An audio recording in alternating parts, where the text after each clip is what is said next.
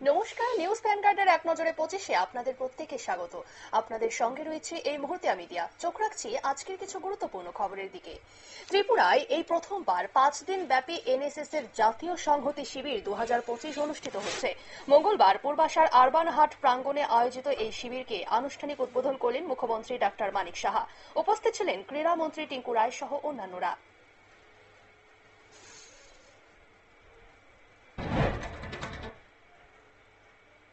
বন্যায় বিপর্যস্ত হয়ে পড়েছে হিমাচল প্রদেশ। এই পরিস্থিতিতে সেই রাজ্যের মানুষের পাশে দাঁড়ানোর চেষ্টা করছেন সবাই। মঙ্গলবার ত্রিপুরা প্রদেশ বিজেপির কার্যালয় থেকেও 45 থেকে 50 লক্ষ ত্রাণ সামগ্রী পাঠানো হলো হিমাচলে। মুখ্যমন্ত্রী ডাক্তার মানিক সাহা ও দিল্লি থেকে ভার্চুয়ালি রাজ্য সভাপতি তথা রাজ্যসভার সাংসদ রাজীব ভট্টাচার্য এই ত্রাণ সামগ্রী পাঠানোর সূচনা করেন।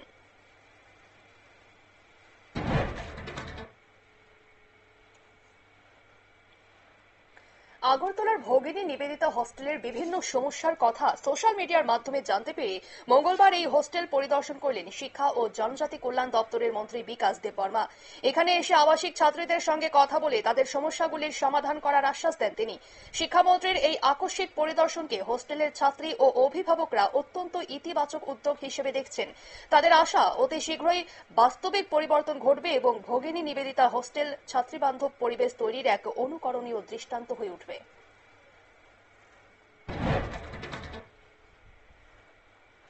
জন্মদাতা পিতার হাতে অকালে প্রাণ হারালো মাত্র 7 বছরের এক নাবালিকা। অভিযুক্ত পিতা নৃশংসভাবে তাকে হত্যা করে ফাঁসিতে ঝুলিয়ে রাখে। পাশবিক এই ঘটনাটি ঘটেছে লাটিয়াপুরা গ্রাম পঞ্চায়েতের 2 নম্বর ওয়ার্ডে। মৃত নাবালিকার মা রাজনা বেগমের অভিযোগের ভিত্তিতে অভিযুক্ত নেছার আলী ওরফে আনোয়ারকে গ্রেফতার করে মঙ্গলবার আদালতে হাজির করে 3 দিনের জন্য নিজেদের হেফাজতে নিয়েছে পুলিশ। প্রাথমিক তদন্তে জানা গেছে অভিযুক্ত বিভিন্ন নেশায় আসক্ত ছিল এবং সম্প্রতি তার স্ত্রীর সঙ্গে তার বিবাহ বিচ্ছেদ হয়েছে।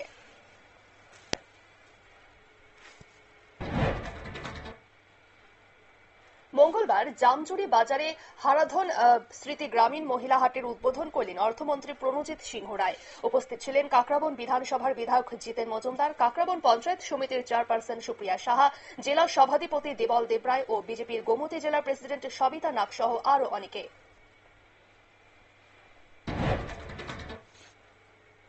মঙ্গলবার মাতাবাড়ি বিধানসভা কেন্দ্রের 13 নম্বর বুথে অনুষ্ঠিত যোগদান সভায় তিপ্রা মথা এবং সিপিএম ছেড়ে 25টি পরিবারের মোট 62 জন ভোটার যোগ দিলেন ভারতীয় জনতা পার্টিতে। সভাস্থলে উপস্থিত ছিলেন মাতাবাড়ি বিধানসভা কেন্দ্রের বিধায়ক অভিষেক দেবরায়, এমডিসি সম্রাট জামাতিয়া সহ বিজেপির অন্যান্য নেতৃত্ব।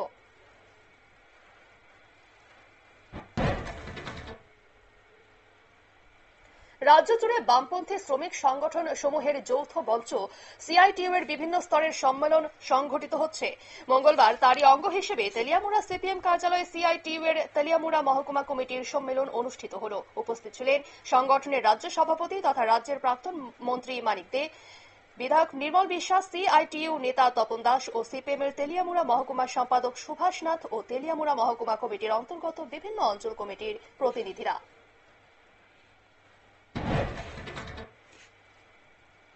তেলিয়ামুড়া মহকুমা প্রশাসনের পক্ষ থেকে মঙ্গলবার ওমপি চৌমোহনী থেকে তেলিয়ামুড়া মহকুমা হাসপাতাল পর্যন্ত একটি বিশেষ নজরদারি অভিযান সংঘটিত হল। এই অভিযানের মাধ্যমে মূলত সংশ্লিষ্ট এলাকার বিভিন্ন দোকানগুলোতে অবৈধ ব্যবসা করা হচ্ছে কিনা এই বিষয়টা পর্যবেক্ষণ করা হয়। এই অভিযানে নেতৃত্ব দেওয়া ডিসিএম অঞ্জন কুমার দাস দাবি করেছেন, অবৈধভাবে পেট্রোল সহ মেয়াদ উত্তীর্ণ বিভিন্ন সামগ্রী বিক্রি করার অভিযোগে 3টা দোকানের বিরুদ্ধে নোটিশ জারি করা হয়েছে। পাশাপাশি প্রশাসনের তরফ থেকে স্পষ্ট ভাষায় জানিয়ে দেওয়া হয়েছে, যেখানেই অনিয়ম করা হবে সেখানেই প্রশাসন বলিষ্ঠ ব্যবস্থা গ্রহণ করবে। বর্তমানে নিত্য প্রয়োজনীয় জিনিসের দাম ঊর্ধ্বসীমার উপরে উঠে যাচ্ছে এবং ফলে শ্রমিকদের জীবন নির্বাহ করা কঠিন হয়ে দাঁড়িয়েছে। এই বিষয়টি মাথায় রেখে শ্রমিকদের ন্যূনতম 650 টাকা মজুরি প্রদান করা সহ 8 দফা দাবিতে মঙ্গলবার Tripura forest development and plantation corporation লিমিটেডের ম্যানেজারের কাছে ডেপুটেশন জমা দেওয়া হল ভারতীয় জনতা মজদুর সংঘের তরফে।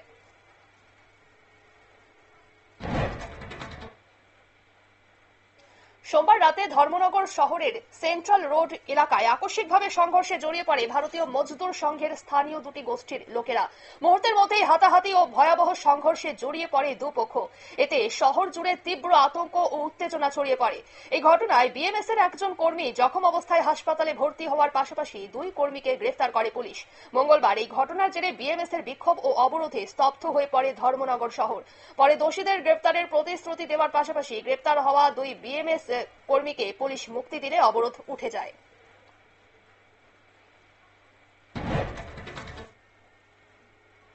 আসন্ন দুর্গাপূজা উপলক্ষে মঙ্গলবার আগরতলা পুর নিগমে একটি গুরুত্বপূর্ণ বৈঠক অনুষ্ঠিত হলো।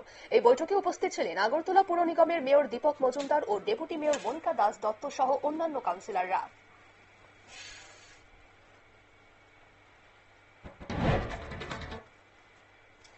এক দেশ এক নির্বাচন সম্পর্কে ছাত্র সমাজকে অবগত করার জন্য মঙ্গলবার আগরতলার মুক্তধারা প্রেক্ষাগৃহে একটি ছাত্র সম্মেলনের আয়োজন করা হয়েছিল। এই অনুষ্ঠানে উপস্থিত ছিলেন বিধায়ক তথা রাজ্য যুব মোর্চার সভাপতি সুশান্ত দেব সহ অন্যান্যরা।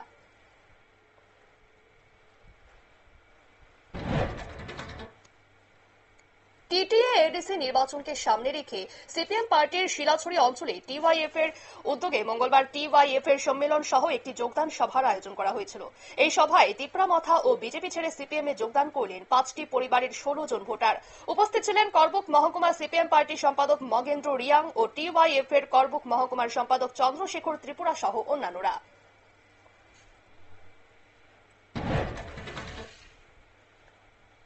ধর্মনগর শহরের রাজবাড়ী দুর্গাপুর 13 নম্বর ওয়ার্ডে দীর্ঘদিন ধরেই চলছে বিদ্যুৎ নিয়ে দুর্ভোগ। বহু বছর আগে জনসংখ্যার ভিত্তিতে স্থাপন করা ট্রান্সফরমারটি এখনো ব্যবহার করা হচ্ছে। এদিকে এলাকায় দিন দিন জনসংখ্যা বৃদ্ধি পেলেও ট্রান্সফরমার পরিবর্তনের কোনো উদ্যোগ নেওয়া হয়নি। ফলে এলাকায় মারাত্মক ওভারলোডের পরিস্থিতি তৈরি হয়েছে। গতকাল ফের ট্রান্সফরমার বিকল হয়ে পড়ায় বিদ্যুৎ বিচ্ছিন্ন পুরো এলাকা। খবর পেয়ে বিদ্যুৎ দপ্তরের আধিকারিক ও কর্মীরা ঘটনাস্থলে উপস্থিত হলেও সমস্যার কোনো সুরাহা হয়নি। এদিকে মঙ্গলবারও বিদ্যুৎহীন অবস্থায় তীব্র গরমে দুর্ভোগে পড়েছেন এলাকার সাধারণ মানুষ। স্থানীয় বাসিন্দাদের অভিযোগ, এই দীর্ঘমেয়াদী সমস্যায় 13 নং ওয়ার্ড কাউন্সিলরের কোনো কার্যকর ভূমিকা চোখে পড়ছে না। এই নিয়ে অসন্তোষ তীব্র হওয়ায় ঘটনাস্থলে পৌঁছে পরিস্থিতি পর্যবেক্ষণ করেছে ধর্মনগর থানার পুলিশ।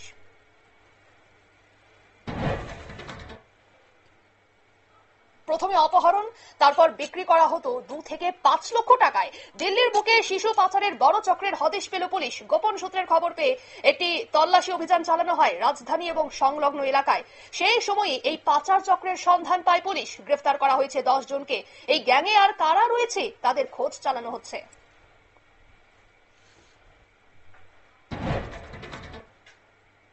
লাদাখের সিয়াচেনে বড় সড় তুষার ধস নেমে এলো। এই ঘটনায় 3 জওয়ানের মৃত্যু হয়েছে বলে সেনা সূত্রে খবর। তবে কতটা ক্ষয়ক্ষতি হয়েছে তা এখনো স্পষ্ট নয়। নিয়ন্ত্রণ রেখায় সেনা জওয়ানরা টহল দেওয়ার সময় তুষার ধস নামে। যে 3 জন জওয়ানের মৃত্যু হয়েছে তারা মহর রেজিমেন্টের। তাদের মধ্যে 2 জন অগ্নিবীর রয়েছেন। মৃত জওয়ানদের মধ্যে একজন গুজরাট এবং বাকি 2 জন উত্তরপ্রদেশ এবং ঝাড়খণ্ডের বাসিন্দা। উপরাষ্ট্র নির্বাচন উপলক্ষে সকাল 10টা থেকে সংসদে শুরু হয় ভোট গ্রহণ। চলে বিকেল 5টা পর্যন্ত।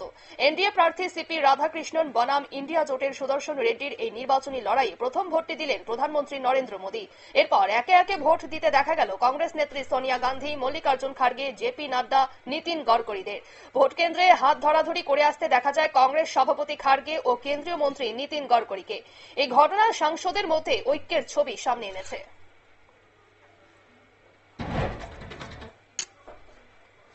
জননিরাপত্তা আইনে গ্রেপ্তার হলো জম্মু কাশ্মীরের একমাত্র আপ বিধায়ক মেহরাজ মালিক। জনশৃঙ্খলা বিঘ্নিত করার অভিযোগে তার বিরুদ্ধে বিক্ষোভ দেখাচ্ছিলেন ডোডার সরকারি কর্মীরা। এরপরই পুলিশ গ্রেপ্তার করে ওই মালিককে। প্রসঙ্গত, এই প্রথমবার কোনো বিধায়ককে পিএসএ আইনে গ্রেপ্তার করা হলো।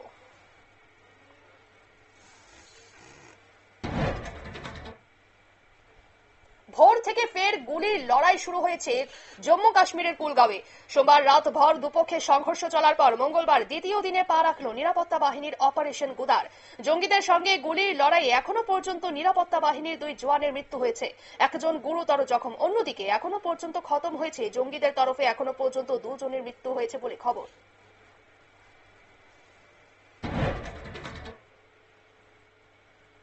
শহরের কোথাও না কোথাও বাইক চুরি হচ্ছিল মাঝে মধ্যেই এবং বিভিন্ন থানায় অভিযোগ জমা পড়েছিল, কিন্তু বাইক চুরির সেই গ্যাংকে কিছুতেই নাগালে পাচ্ছিল না। বার দুয়েক নাগালেও এসেছিল, কিন্তু পুলিশের চোখে ধুলো দিয়ে পালাতে সক্ষম হয় চোরেরা। 1 বছর ধরে তাদের ধরার চেষ্টা করছিল পুলিশ। অবশেষে সেই গ্যাংকে ধরল তারা, আর চোরের সেই দলকে ধরিয়ে দিল একদল পথকুকুর।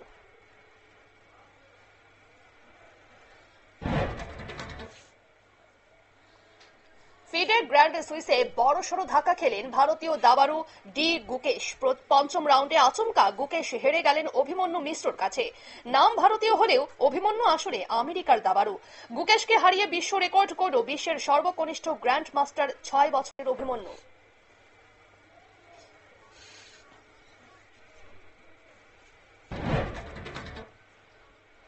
ভারত পাকিস্তান ম্যাচের বাকি এখনো 5 দিন, কিন্তু এশিয়া কাপ শুরুর দিনে হাই ভোল্টেজ ম্যাচ ঘিরে উত্তাপ বাড়তে শুরু করলো দুবাইয়ে। ভারত অধিনায়ক সূর্যকুমার যাদব এবং পাকিস্তানের অধিনায়ক সলমান আগা সাফ জানিয়ে দিলেন, ভারত পাক ম্যাচে ক্রিকেটারদের মধ্যে উত্তেজনা থাকবেই। সেই উত্তেজনার বহিঃপ্রকাশ ঘটতে পারে মাঠের মধ্যেও। এরই মধ্যে পাক মন্ত্রী তথা এসিসি চেয়ারম্যান মহসিন নকভির সঙ্গে হাত মিলিয়ে বিতর্কে জড়িয়েছেন সূর্য।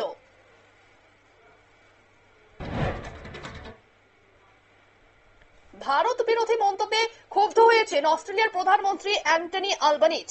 বিরোধী দলের নেত্রী জেসিন্টা নামপিজিনমা প্রাইসকে অবিলম্বে তিনি ক্ষমা চাইতে বলেছেন। শুধুমাত্র প্রধানমন্ত্রী নন, ভারত বিরোধী মন্তব্যে অস্ট্রেলিয়ার বিভিন্ন প্রান্তে ক্ষোভ পুঞ্জীভূত হচ্ছে। শাসক বিরোধী সব দলের নেতৃত্বই ওই মন্তব্যের প্রতিবাদ করেছেন এবং ক্ষমা চাওয়ার দাবি জানিয়েছেন।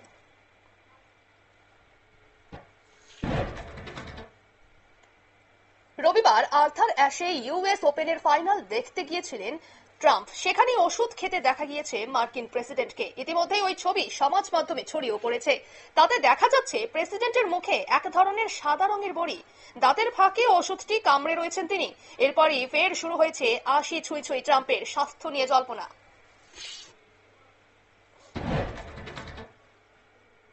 এক নজরে 25 আপাতত এই পর্যন্তই। পরবর্তী আপডেট এবং লাইভ শো দেখার জন্য অবশ্যই চোখ রাখুন নিউজ ভ্যানগার্ডের পর্দায়। নমস্কার।